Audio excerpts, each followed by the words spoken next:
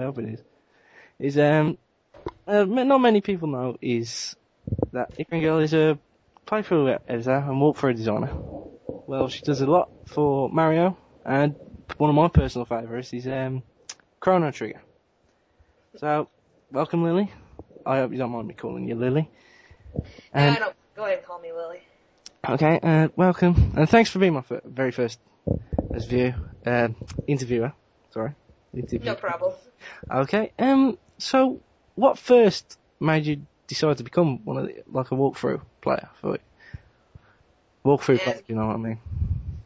Azure Blade 49 is the biggest reason, or was my biggest inspiration. Ah, alright. Did he first do your first one through then? Say what?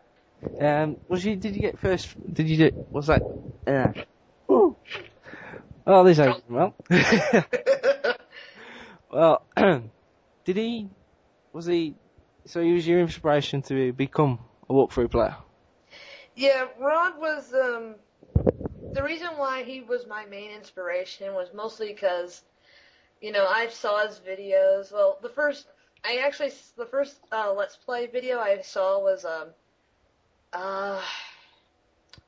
I was just fiddling around on YouTube, and I found a walkthrough that was just labeled Let's Play, and it was of a Let's Play of the Lost Vikings. I was like, hey, this is pretty cool. Who else does these things? And I wound up coming across Rod's stuff, and he made me laugh a lot, and I said, hey, I can do stuff like this. Why not? Let's give it a try. And I enjoyed it. Well, I've watched a few of your videos. Well, actually, I've watched all of them, in fact. Thank you. Yeah, no problem.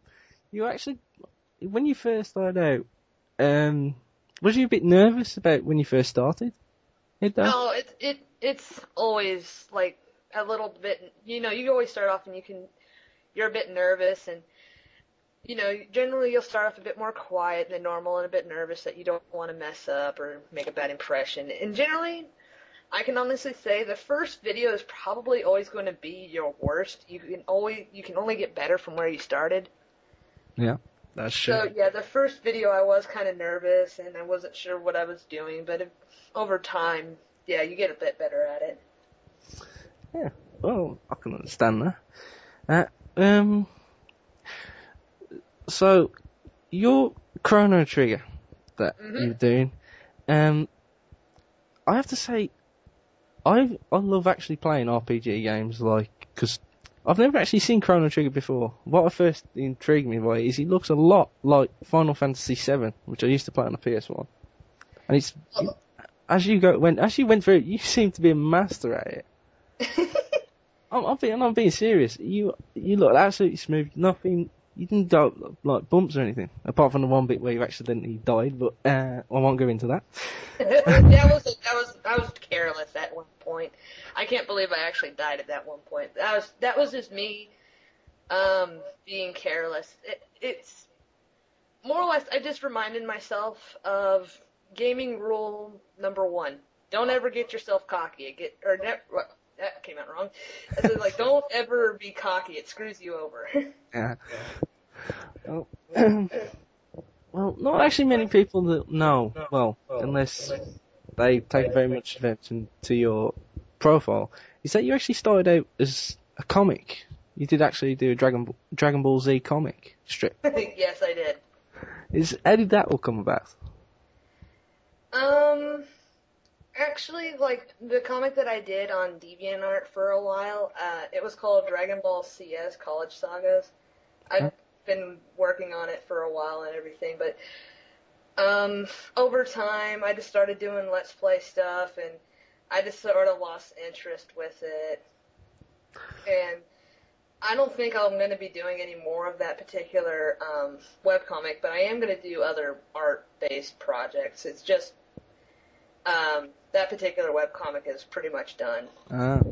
Because are all them your own drawings? Mm-hmm. I can understand why you want to be a game artist to join that. Yes. Because you're actually, some of them drawings are actually very, very interesting. Especially, so I'm guessing the Lily in that comic is supposed to be based around you, correct? Yes. Well, you got great art skills there. I can tell Thank you. That's all right. Straying a bit from the point here.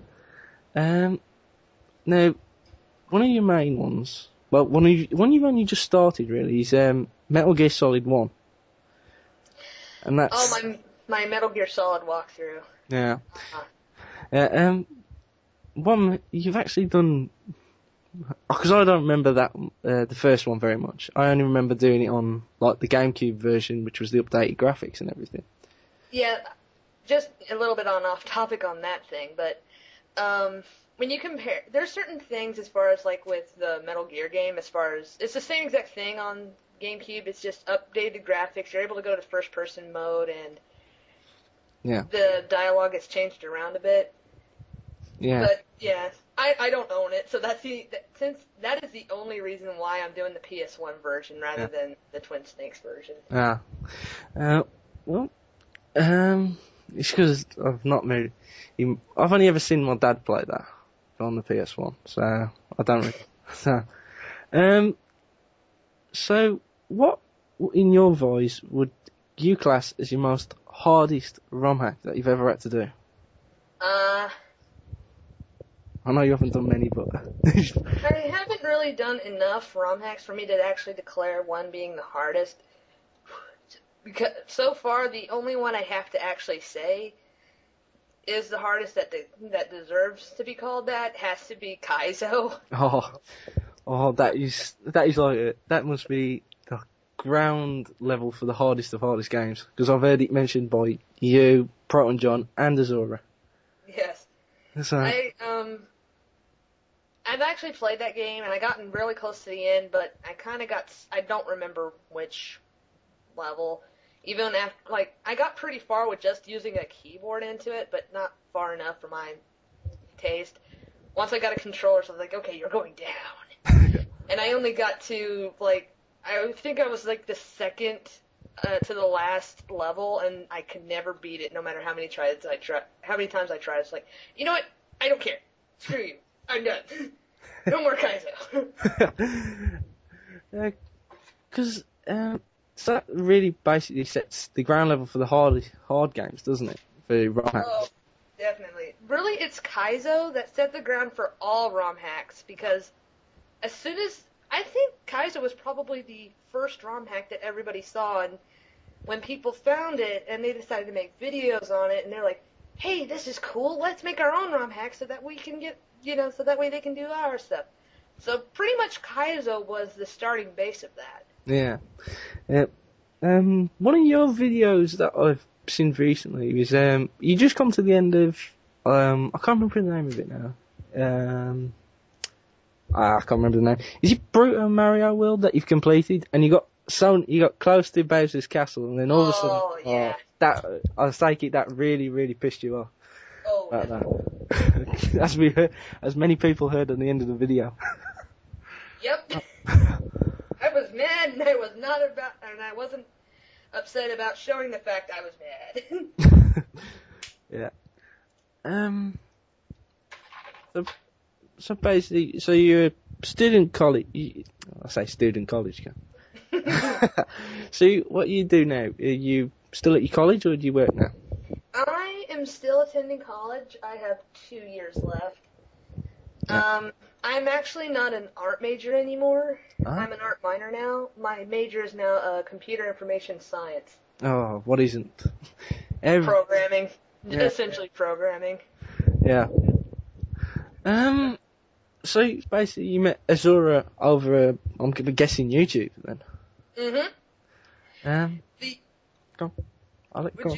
Basically the way we actually, more or less met was, well, pretty much I knew of him, I was a fan of his, and he knew of me for a while. But I guess the way that we truly met was, do you remember my video, J-Man Doesn't Do F-Zero? Oh, yes. One of my personal favourites. So, pretty much, after I saw his F-Zero video with Jordan, I laughed real hard. It's just like, you know what? I have nothing to do right now. I'm going to animate that real quick. And in a matter of 2 days, I made it, and I sent it off to Rod, or, I got in contact with him on MSN, and I showed him, he liked it, and pretty much from there we just started talking, and eventually we became friends, and eventually that turned into something more. Oh, right.